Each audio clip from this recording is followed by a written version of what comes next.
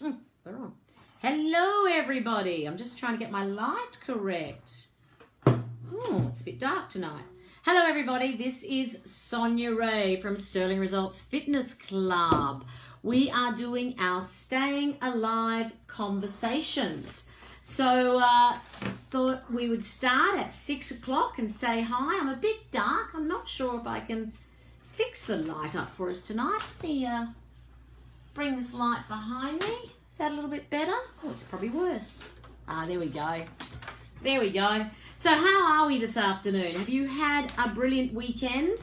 We're coming to you live here from Sydney, where it's been a magnificent weekend for us. So Sterling Results Fitness Club, Staying Healthy Conversations, a bunch of conversations that I'm going to have on a Sunday night to look at different topics of interest for us. Sterling Results Fitness Clubs has a motto, and that is that we look after those who are or who want to be fit, fabulous, and over 50. So you don't have to be over 50, but as long as one day you will be. Hi Jane, hello people who are watching. It's lovely to see some names come up this week. Last week I wasn't using the technology correctly, so it's good to see people. The other thing that we do here is that we run fitness classes in our fitness studio, as well as hiking on the weekends, and those who are interested and adventurous, we also go on trekking holidays of a lifetime. But tonight we're going to have our conversation about weight loss strategies. So love to hear from you during tonight's conversation through like buttons or some emojis, some loves and hugs and all that things, and also commentary. So I've got myself set up on the iPad tonight, which means I can see any commentary that comes through and be able to respond to that. So love to have this as a conversation and to get some feedback from you as we go through that. So as I said, hope you've had a great weekend. I'd love to hear what you've been up to, where you're dialing in from, and what your week's involved. Yesterday we went on a 11k hike up in Berowra. It took 3 hours, so in fact this was a fast hike. Sounds like 11 kilometers, 3 hours. I can run 10k's in 2 hours or 1 hour, but when you go up and down the hills that we do, and it's a walking hike, then it takes about 3.5 kilometers an hour. So we were going a bit faster than that yesterday. So 3 hours, and we had a 15-minute break. So great morning yesterday, great team that came out with us, and they did a magnificent job and loved the hills, I'm sure. Today I went and had a round of golf. What did you end up doing on this beautiful afternoon? So hope you've had a fabulous weekend, and let's now have a look at tonight's conversation. Weight loss strategies. So we're talking about weight loss mainly from a being healthy weight, not trying to lose weight because I want to look sexy in a new dress. Sure, that's always important, but healthy weight is what I'm focusing on here, and often we're a little bit over our healthy weight our healthy weight size, and so we probably have got a few kilos that we need to lose. I have several clients, or we hear a lot about people who've got bad knees. We hear a lot about diabetes, type 2 diabetes. We hear about people with some other blood pressure issues or cholesterol issues, other heart issues, and often these are caused because we might be carrying too much weight. So if we can reduce our weight, especially on our knees, imagine taking 5 kilos off your weight, what impact that would have on your knees. So if we can lose some weight, it will get us down to a healthy weight. It will give us a healthier lifestyle as we progress forward. I've got some notes here, so I'm occasionally browsing over here just to make sure that as we have the conversation, I'm keeping it going in a particular way.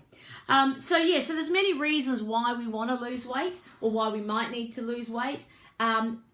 And there's many reasons that I hear in the gym about why people can't lose weight.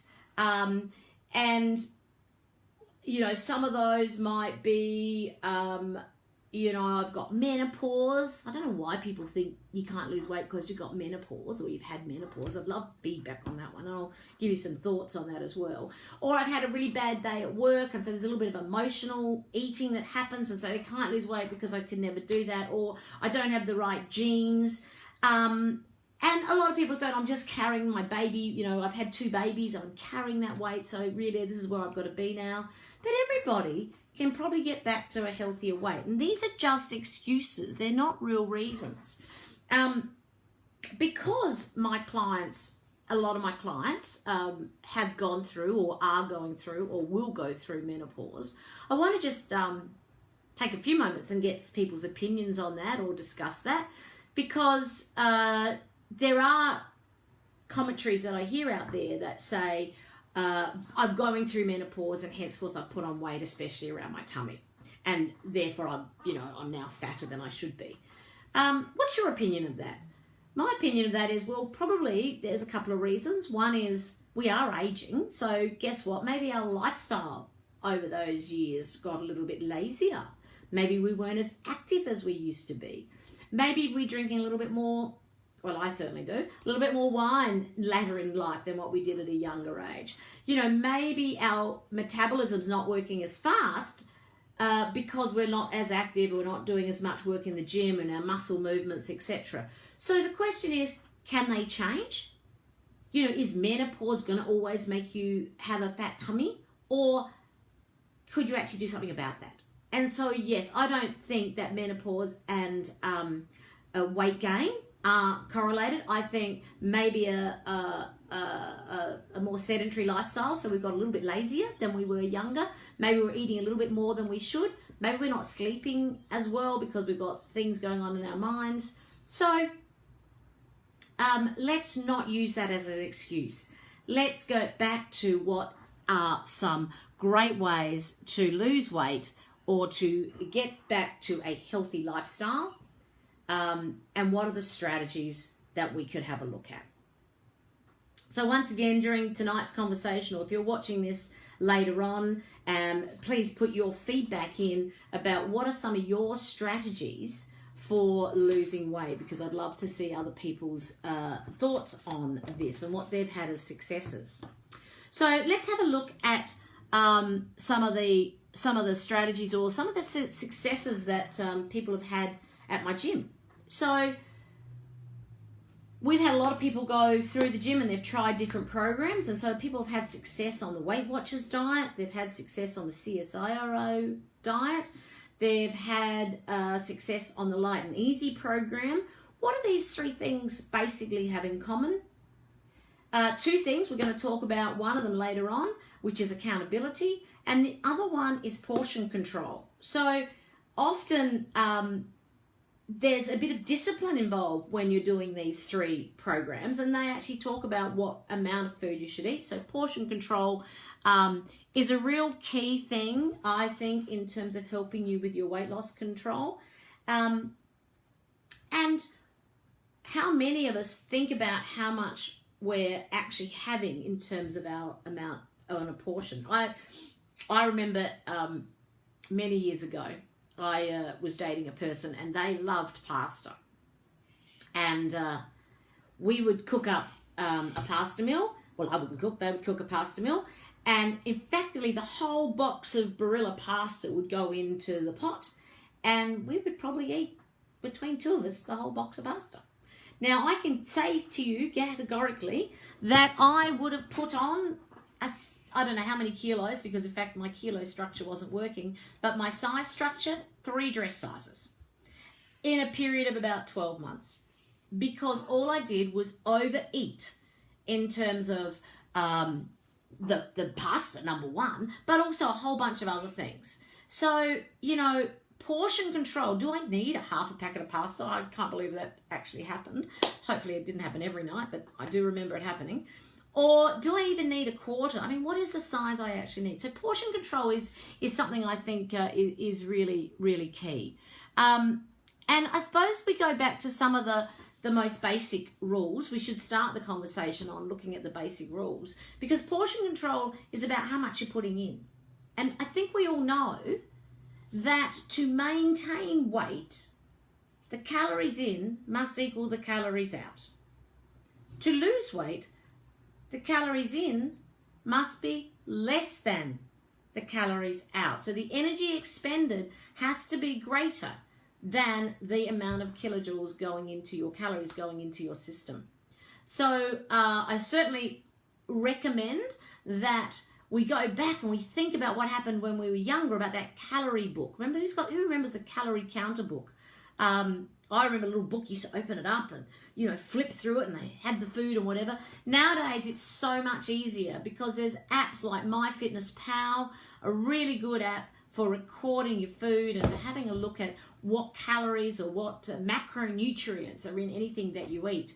And MyFitnessPal is brilliant, and I'll talk about that later, because you can scan the barcodes of anything and it will automatically put in the food, all the macronutrients down. It identifies what a normal serving size is, and then you can say, well, I had 2 servings, half a serving, a third of a serving, so you can add in your own dimensions. So monitoring and having a look at your calories in versus calories out is, I suppose, basic rule number 1, and basic strategy number 1. So it doesn't actually take a lot, but it's hard sometimes to do that. So different strategies like Weight Watchers, CSIRO, Light and Easy are great ways of managing it. And especially all these pre-packaged meals, they're not probably what I would define as the healthiest, and I'm sure a nutritionist wouldn't probably like us talking about them, but those pre-packaged meals are, again, designed on a portion size. I often use a brand called My Muscle Chef because it allows me to get the right amount of protein in my diet. It's also a set portion size, so it always has the right amount of calories. I'm not going over, and it's a compact meal, and I'm lazy. I don't like to cook, so it helps me in that regard. People get a lot of success from fad diets on a short-term success, but I don't personally think it's a great strategy. Again, I'll get your feelings, because I think you get short successes, but you don't get long-term successes. And one of the things I want to encourage tonight and encourage in this conversation is weight management, and at the beginning weight loss, is about making a lifelong change. You don't want to go on a diet all the time. You want to be able to get to a weight that is great for your body and your height and your size and who you are and your lifestyle. And then you want to be able to stay there. You want to go back and you want to be able to eat all the normal things. But normal things are now what is in your life because you've made a lifestyle change. You haven't gone on a fad diet. I'm going on lemon for a week and a half, or I'm going to detox. Detoxing is just one way of getting rid of things immediately. Hi, Sue. Lovely to see you here tonight from Canberra. Fabulous. So fad diets I don't highly encourage, but they are a way to get things off straight away, but they don't always make a lifelong change. So again, always happy to get other people's opinion on what they think makes a big change for their systems. Section number 2 I want to have a browse at, and again, get some feedback on this, is I like to have a look at your pantry and your fridge. So we talked a little bit about portion control, which is one thing, and calories in and out. But before we move on to some of the other areas, hi, Libby, I think you're in Perth now. Are you on the plane or you've arrived? But good to see you. Let's have a talk about the pantry and the fridge. I like to think, if I looked at my pantry and I separated out what I would define as the healthy foods from perhaps the non-healthy foods, what was my pantry actually look like? Do I have more of one than the other? And when I say, do I have more of one or the other, what do you think is this makeup of the non-healthy foods? So I'm looking at my pantry. I've now separated out. The top shelf's got the healthy foods. The bottom shelf's got the unhealthy foods. What do the bottom shelf all have in common? Well, I would suggest they've all got a lot of sugar.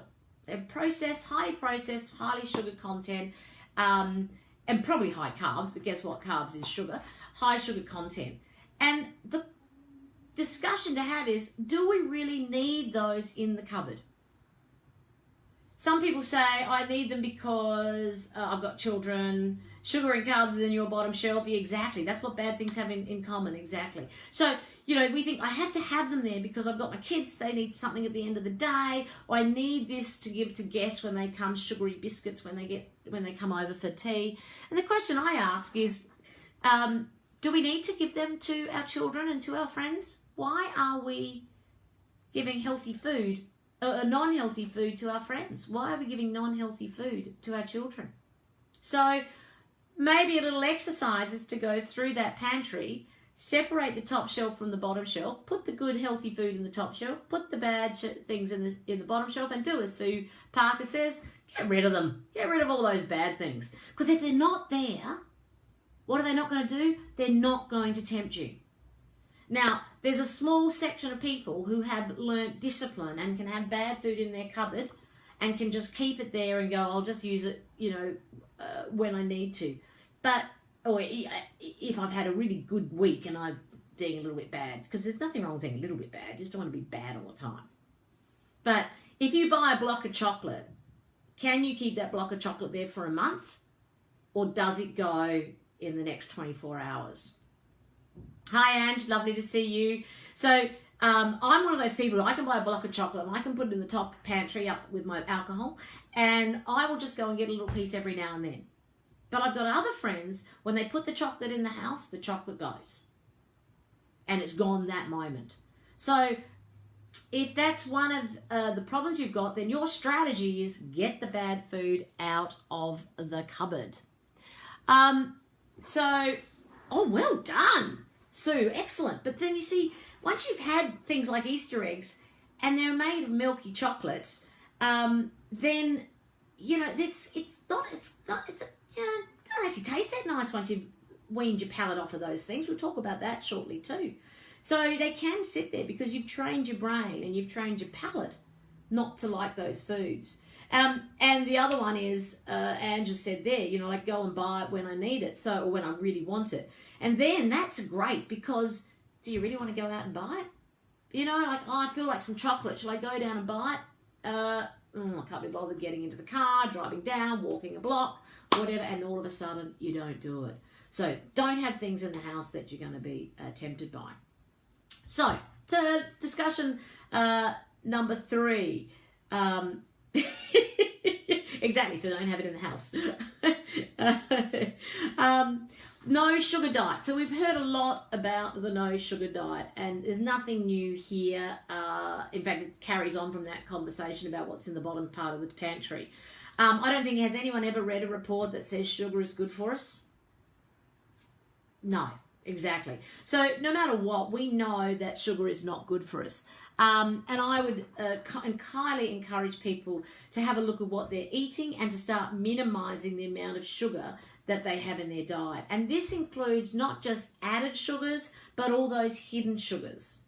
Now, it's sometimes hard to wean off straight away, so let's have a look at some strategies and again get some feedback from some of you guys.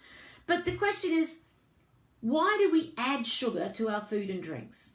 Right? We do because we want to make it sweeter. Why do we want to make it sweeter? Our taste buds, and we've got, thank you, we've got Ange, who's a nutritionist on the line, so she can add some feedback here too, or naturopath on the line, so she can add some feedback. But our taste buds, they have been trained and conditioned to like sweet things from a child onwards. So we might have to condition and train our taste buds not to like sugary things, and that's going to take effort. So we need to swap things over. You might need some sugar, but yeah, exactly. What are the right sugars to have? So if you're going to make something, can you swap it out or can you reduce it? So I always think those people who have a cup of tea and they put a teaspoon of sugar in their tea, first of all, can we put a half a teaspoon of sugar in? Let's wean it out. Could we put honey in? What else could we do to try, or could we have a chai tea? Maybe I don't know much about chai, but could we do something that gives us a moment of sweetness, but not a lot? When we think about cooking and baking, can we swap over when they say, put a cup of sugar in? What do you guys put in instead of sugar? I know my mum used to make that, we used to call them rock cakes. She wasn't a very good cook. But anyhow. And so she would make, I think it just had flour, eggs, and fruit. May not even had eggs because I think we're allowed to have eggs. So basically it was like a fruit rock cake because there was not much moisture in it. But it was actually quite sweet because it was actually all these dried fruits, which is seriously high in sugar. I wouldn't recommend it to people. But my commentary is we didn't add sugar into things. So what do you do with your cooking so that you can minimize the sugar intake? And also think about, breakfast cereals or breakfast in the morning. I used to put, years ago, I'd put a banana. I'd have a banana every day. And a banana's good, but a banana is 19 grams of sugar. Could I swap the banana for strawberries and berries? A big handful of strawberries is about 5 grams of sugar. So I would much prefer to reduce my daily sugar content by 15 grams by just eliminating one banana. There are ways to look at swapping things over. I could buy a yogurt that's pre-made and has all the flavors in it, or I could buy a natural yogurt and add fresh berries to it in the morning. And again, looking at the sugar content of the two, one will be a lot less. So what are the strategies? Hi, Paula. Lovely to see you online. You're probably a good one to tell us what you might do because you're a big baker about what you swap your sugar with. But we've just talked a little bit about swapping sugar out and looking at a sugar-free diet and trying ways to help us deal with that by minimizing, replacing, cutting out sugar. How can we do that? What are some of the strategies that we have? See more. Let's have a look what else she says. Florentine at the conference today. I had some nuts and I took from home. This is an interesting one. Hi, Sandy. When I was in the corporate world, we would do conferences all the time, and I'd go to conferences all the time. And when they do morning tea and they throw out all these cakes and crappy food, and I sit there going, why can't you put out fruit? Why can't you put out grapes? Why can't you put out something healthy instead of all these high calorific, high calorie, high sugary morning teas, or just don't put out morning tea. So maybe there's a change that needs to happen to the marketing people so they don't just think we all need these sugary things at conferences. So give an applause to, can I do an applause myself? To Libby for avoiding all of those things this week. Let me get rid of those things. I reduce sugar when baking. So yeah, just cutting down. When it says a cup, put a third of a cup in, or can you do it without sugar? Second topic. Hi Amanda, how are you? Lovely seeing you. Haven't seen you for ages. So hello and welcome. It's my introduction is totally possible. Yeah, so have a read of Libby's comments because it is about doing what is possible. So the second part of our conversation, or the next part of my conversation, is a helpful hint, a helpful strategy, is to read the labels. So we've talked about cutting out sugars, and we talked about, well, what can we do about that, or how can we minimize it? But the important thing that I like people to do is to read the labels, read the nutritional guide on the back of a pack. I never go to the supermarket without my reading glasses because I can't see anything. It's all so fine print. I mean, have you seen the nutrient labels on those packs of the packs? You need the biggest magnifying cups possible. But reading the back of the pack is so vital because we'll buy one thing off the shelf because we've bought that same thing all the time, all our life. But what else will actually be exactly the same? I like Wheat Bix, but what other Wheat Bix could I be buying instead of the version A? So if I read the back of the pack and I have a read of all the different nutrients and macronutrients contents, maybe I could pick an alternative option that'll be better for me. So do the typical household food, household content called bread. I don't particularly like bread, but I spent years reading the backs of the packs. Now you can buy your household boring brand of bread from the supermarket. Then you just happen to read the back of the pack of a Bergen loaf. All of a sudden, we've gone from 64 grams of carbs and 25 grams of sugar to maybe 23 grams of carbs and 5 grams of sugar, whatever the numbers might be. So just changing from one brand to another because you've read the back of the pack. Now, I like to look at everything: sugars, calories, fats, proteins, carbs. But that's too much. So just pick on what you're going to focus on. If you're going to focus on sugars this week, when you go shopping, read the sugar content. Pick the one with the lowest amount of sugar. And then as time and you get familiar with doing the reading of the back of the pack, then go towards looking at, okay, what are they in comparison to the calories? Am I overcompensating? Because I'm reducing sugar, I'm overcompensating in something else. And then look at the macronutrients between proteins and carbs. And I love doing a ratio. Okay, I'm a mathematician, so I can do ratios in my head really quickly. But do the ratios. How far apart are the carbs to the proteins?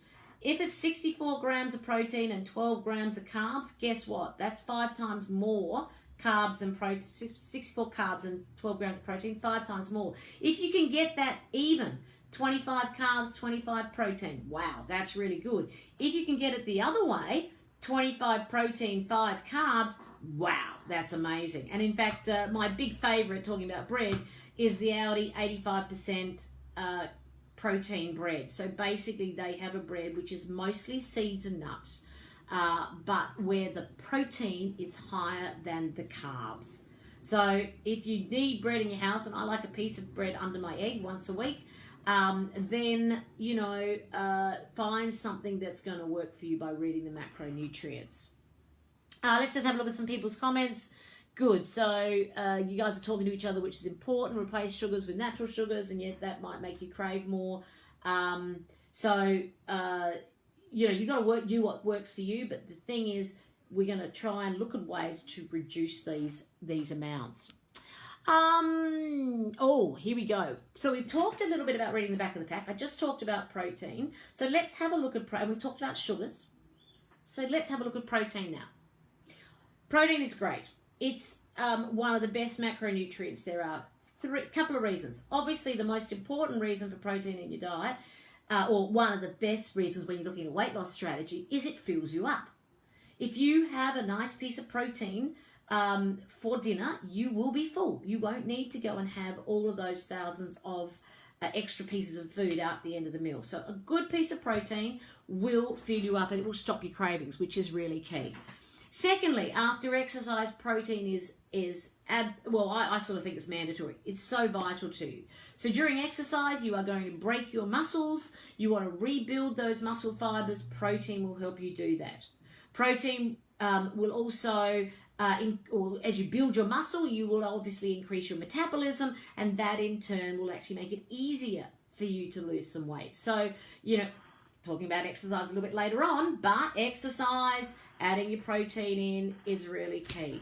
Protein is so easy for most people. It comes in, it's just meat, fish, protein, tofu. It's beautiful, but it's also complementary foods that give you the great proteins. For me, it's the complementaries that make meals exciting. They are the beans, quinoa, chia, in fact wild rice as well, nuts, leafy greens are all high in protein and are all good for us. So go back to meat and 3 veg, or meat and salad, or chicken and salad, and you will get yourself a great high protein meal that's full of nutrients and full of good leafy vegetables or green vegetables. And not only being healthy and eating healthy, but you're also filling up, and you won't probably need that dessert at the end of the night. And that's again about portion control. The other thing about proteins is protein shakes. Protein shakes are highly recommended. Are used a lot, and I recommend them occasionally. I don't recommend them all the time for, living on them, but they certainly are a great way to fuel up. So maybe you're looking for something in the morning or the afternoon, you're a bit snackish, get yourself a protein shake. What's the easiest way to do it? A blender, bit of protein powder. Actually, I meant to say pick up some protein powder from the supermarket, because protein powders are what are great. So, and they make protein shakes. So protein powder, strawberries, a bit of yogurt if you like, natural yogurt, and then a bit of water. Bzzz, blend it away, and you have the best strawberry smoothie there is. where I was heading was saying that some people use protein shakes as meal replacements. This is not my preferred way of looking at a weight loss, but it is a good way to get you started, and it's a good meal replacement maybe once a day or a couple of times a week. Because a nice healthy smoothie, you might not need anything else during the day. That might be enough to fill you up. But I'm not personally supportive of the ones that you might meal replace all the time. 3 shakes a day or 2 shakes a day. That's more in your fad diet. Personally, I think that's more in your fad diet lifestyle, and therefore, is it going to make a long lifestyle change? And that's where my conversation is strong about. It's about making that healthy lifestyle change. So again, get some feedback from the floor tonight on what your views are on protein shakes and on meal replacements. So if there's any thoughts there. So it's one thing for me to say read the back of the pack. It's one thing for me to say go sugar-free, reduce the carbs and all of those things, but it's also very hard for people to do that because of environmental factors. And environmental factors might be, I've had a bad day at the office. And so you just come home and all you want to do is eat pizza and have a bottle of wine. I think some people call it emotional eating. So you can do all the magical things in the pantry and in the kitchen, and they're vital, but you're probably going to need some support mechanisms as well. And this is why Weight Watchers, CSIRO, and groups like that become useful, because you've got that accountability. You're actually talking to someone at the end of a week or at the end of the month, and you're signing in and you're checking in. So you've got support mechanisms or accountability mechanisms. I use, as I said earlier, I use MyFitnessPal. To me, that's a self-accountability because you're putting everything in and it's telling you what your macronutrients are, what you're eating. You know whether you're going over your calorie count for the day. You know how much exercise you're doing. You're recording how much water you're having. So getting support is very important. So whether that is through a third-party group like your Weight Watchers or your CSRO people, through MyFitnessPal, maybe it's through your gym buddies, maybe together you're saying, I'm going to go on a program, I need someone to help me through this. One of my clients actually does it with a girlfriend who's overseas, and they share each other's stories. So your best friend, but make sure you're not trying to look at these weight loss strategies on your own, that you get some support, or at least your husband, your partner, your gym buddies, a group, someone who can just make sure that you're staying on track, and that if you do have a bad day, it's okay, because bad days are okay and you shouldn't beat yourself up about them. And don't expect miracles overnight. How many people come to my gym and say, I need to lose 5 kilos in 5 weeks? Well, I ain't going to help you do that, because you can lose 5 kilos in 5 weeks, but can you keep it off? So what I want to do is I want to help you keep it off long term, so that as you go through your life, that you get down to the weight you want to be, and that's the weight you're going to be going forward. That you're not going to have these fluctuations, these size 14, size 8 clothes in your wardrobes. You just are going to be consistent. Has anyone, a lot of people do have the, hi Jane, how are you, darling? A lot of people do have the success, 5 kilos in 5 weeks. But then do they keep it off? So go and get some feedback on that and what your strategies were and how it worked for you. But this idea of going back, calorie counting, watching your sugars, watching your carbs, there's a few more pointers coming up, looking at replacement strategies, changing your overall lifestyle, having a healthier kitchen, make a lifetime change, not an immediate change. And to me, that's got to be the key goal. We talked about miracles overnight. Don't expect miracles overnight. So the other thing is, don't weigh yourself every day. I I think we get tempted to think, have I gone up by 100 grams? Have I gone down by a couple of 100 grams? Where am I at in the scales? I'll measure myself every day. We all have fluid changes. Most of us might have periods. That makes a big difference to how we're feeling. We got mood swings. There's a whole bunch of reasons why our weight will fluctuate. Lots of fluid in our systems, lots of different reasons why our weight will go up and down slightly. So maybe weigh yourself every week. I mean, Weight Watchers say come in for a weekly or a fortnightly measurement. So don't get tempted to do it every week or every day. Or if you do, don't get upset by it. Just do it. Just sit on it, but don't get stressed. Go into your scales and maybe measure your scales on paper once a week, once a fortnight. And don't beat yourself up when things go up or down by a fraction. The long-term aim is, if you want to lose that 5 kilos, is to lose it or to maintain it, but don't beat yourself up on slight differences. Let's just see if Libby just responded to the commentary on shakes, because I asked what your feedback was. Let's have a browse at that. Doing the shakes helped me shift my mindset from eating whatever I wanted, whenever I wanted, being more mindful. I love that. Of what I am eating is exactly more effective. And that's actually probably the most important sentence about being mindful about what you're eating. My portions are smaller. I don't snack anymore. I bake my treats, not buy them. So a lot of great techniques there. We talked at the beginning about portion control. We talked about having protein that'll help and reduce your snacking. By baking your treats, you know what's going in them. By buying treats, you got no idea what's going in them. And mindset, understanding that,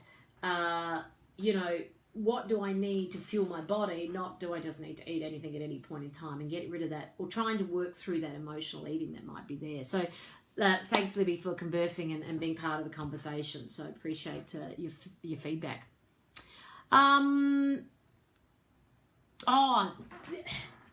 There's a little story I put here. I was driving the other day, and it happens all the time. We go to the petrol station, and how many of us have seen that? This is a mindset, relates to your mindset here, Libby. You go to the petrol station, and you're getting up in fuel, and they've got that little ad board, and that ad board goes $5 for a Coke, a Mars bar, and a bag of chips. Now, $5 for a Coke, a Mars bar, and a bag of chips is actually pretty good value. But, oh my God, do you look at that and think, yes, that is so great, I'm going to buy it? Or do you look at that and say, can't they have something healthy? I feel sick. So I actually, when I see those signs, I actually don't feel good. I actually have a churning in the tummy that has a repulse factor in it. I've trained my brain not to like sugar so much that when I see those sugary ads, I actually feel repulsed. But 20 years ago when I saw those sugary ads and that $5, I would go in and buy them and I would eat them. So we can train ourselves in our mindset and our brain through small changes in life to get over that taste bud sensation of wanting those sugary things to not wanting those sugary things. And it will be a mindset, because you will train your brain and your palate to go, actually, that is not nice. It doesn't taste nice. I don't need that in my diet anymore. So I just wish that the petrol stations would sometimes think about the children out there and think about some of our population, and not put those $5 ads up. Instead, put something healthy up. It would be so nice to have nuts and water instead of Coke and Mars bar. All right. So you've got someone to keep you accountable. You're going to be kind to yourself and watch your mindset. You're not going to beat yourself up as things happen or as they may happen. You're going to allow yourself that you're human and that sometimes you drift off your goal, but you know you can get back on track. So what else is going to help you with your weight loss program? What other strategies can we put in play? And obviously, the most important one is exercise. I wasn't stalled there for a minute. Absolutely, you must exercise. If you're not already going to the gym or you don't like a gym, then just get out walking. Movement is so good for us. It's good for our joints, it's good for our heart, it's good for our soul, and it's good for our weight loss strategies. you know, they don't say go and do 10,000 steps for no reason at all. It's to get us moving more and more, to get us being more active. So I see a lot of older clients, not here in my gym, but I do some classes for the government. And a lot of my clients that I see there are 85 years of age, and they have been exercising since they were 50. They've been going a healthy lifestyle since they were 50. And they've been doing 30, 40 years of just doing the same thing. But they are fit and healthy, and they are still moving. And that's what we need to do. We need to not stop. So going for those daily walks, getting our 10,000 steps up. You know, in the office, you probably get about 4,000 to 6,000 steps, 4,000 steps in a daily day. We need to do a bit more. And with daylight saving, in fact, Mel, who's online, she was brilliant tonight. She said, I've got to get 3 more walks in. I'm going to do my Wednesday night and my Friday night one. And of course, she comes out hiking with us on the weekends. So, you know, it's fantastic to use the opportunity of daylight saving to get walking. Jane, who's still online, you were doing, you know, walks all the time, every day. You used to walk your kids to school, I think, last year, and that was like 5K one way or 5Ks each way return. And so doing those daily walks is so important, and coming to the gym and doing exercise and just keep moving. And you have to pick what's right for you, and we'll have a conversation about that in a few weeks. But what is the right exercise for you? And it doesn't always have to be doing the gym with me. You might find that swimming's the best thing for you. You might find that walking's the best thing. So you might be a runner and you just love running. Then that's great too. So what will work for you? That's pretty much close to it. So I'll just have a little look at my little list. We've covered off portion control. We've covered off the different diets that might help. We've covered off protein and sugars, calories in versus calories out. I think I did say everything about this is not going to be done in a short period of time. This is a long-term change. Don't go and give yourself short-term goals. Fad diets, accountability, get some support. Mind self, don't beat yourself up over things. Just, you know, keep on track, get supported. Exercise help, all movement and walking. And you know, think about the 3 meals a day. You might do 6 meals a day. Some people like to have smaller meals. But think about, you know, trying to either eliminate the bad snacks and have good snacks if you need something else, whether that be a protein shake or maybe a carrot stick. Love my carrot sticks and celeries. Honestly, do this. Go to Harris Farm, get a big celery, chop it into 5, put it in water for half an hour, put it in a nice plastic bag, pop it in the fridge. It'll last fresh and crispy for 2 weeks. You just pick one out every time you're hungry. Likewise, I do it with the carrots. You know, I chop them up into little pieces. I water them for about 10 minutes, get them really soaking up that water and crisp. Throw them in a plastic bag with the celery, put it in the fridge, and every time I want a snack, I take a fresh carrot out or a fresh celery stick, and they're crispy, they're delicious, and carrots are really filling. So they're a great no-calorie, easy to digest, good for your internals, great for your digestive system, lots of fiber, and brilliant. So there are some weight loss strategies that I've got. We've had some great conversations from a few of you who have been putting down some ideas. While we're here, has anyone got, we'll give it a few seconds for you to type in some thoughts. Have you got your weight loss strategies? What are your ideas? And while you're typing, thanks Livy, while you're typing, remember, we start the 8-week challenge. Have you seen that? Have you heard about that? The 8-week challenge next week. This is setup week, week 0. 8-week challenge is going to have 8 different challenges. The first one is cut down your sugar.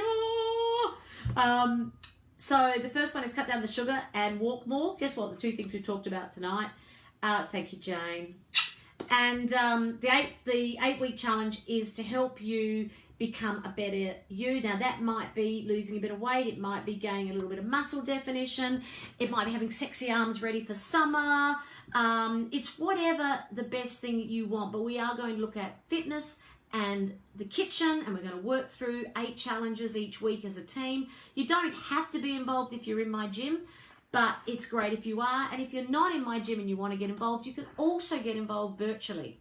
Those who participate in the gym, they have an opportunity to win a half day spa from Oriental Spa at Chatswood. Tiwi, one of my clients, is offering that away to us. It's worth $260, so it's a fantastic prize for someone who really wants to make a difference. And for my virtual clients, just let me know you want to get involved, and I will send you the emails and the challenges, and we'll still support you and encourage you, but you might have to do it, if you can't make it to the gym, you might want to do it at home or at your gym, because it's going to be do a bit more exercise each week and do a few things for the kitchen. So watch out for the space on the 8-week challenge. If you don't know about it, send me a little message. Do we have any other weight loss strategies? I've sort of talked so I can let you write, and I haven't got any more writings. So I hope you have a wonderful Sunday afternoon. And for those who are not my regulars, this is Sonia Ray. Have a sterling day. See you guys. Lovely talking. See you next Sunday, 6 p.m. Staying Healthy Conversations.